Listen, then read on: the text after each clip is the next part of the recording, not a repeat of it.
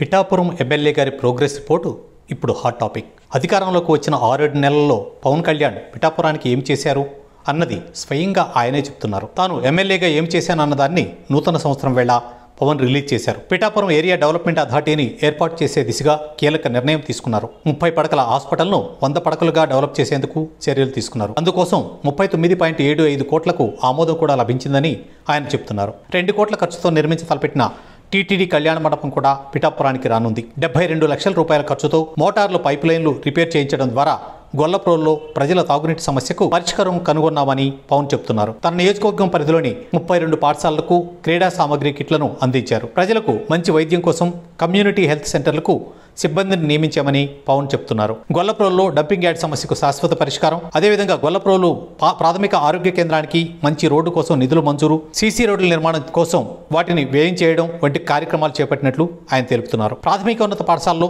4 లక్షల రూపాయలతో నూతన ఆర్ఓ ప్లాంట్, గొల్లప్రోలు ఎంపీపీ పాఠశాలలో 1,75,000 రూపాయలతో పెండింగ్ పనులు చేపట్టామని వివరించారు. ఇక చేబ్రోలు సాంఘిక సంక్షేమ బాలికల వసతి గృహంలో 2 లక్షల నిధులతో ఆర్ఓ ప్లాంట్ ఏర్పాటు చేసినట్లు కూడా పవన్ స్పష్టం చేశారు. పారదర్శకత ఉండాలని తాను ఈ వివరాలు వెల్లడిస్తున్నానని పవన్ చెప్తున్నారు. మొత్తానికి పిఠాపురం ఎమ్మెల్యే గారి ప్రోగ్రెస్ రిపోర్ట్ బాగానే ఉందని నెటిజన్లు ప్రశంసిస్తున్నారు.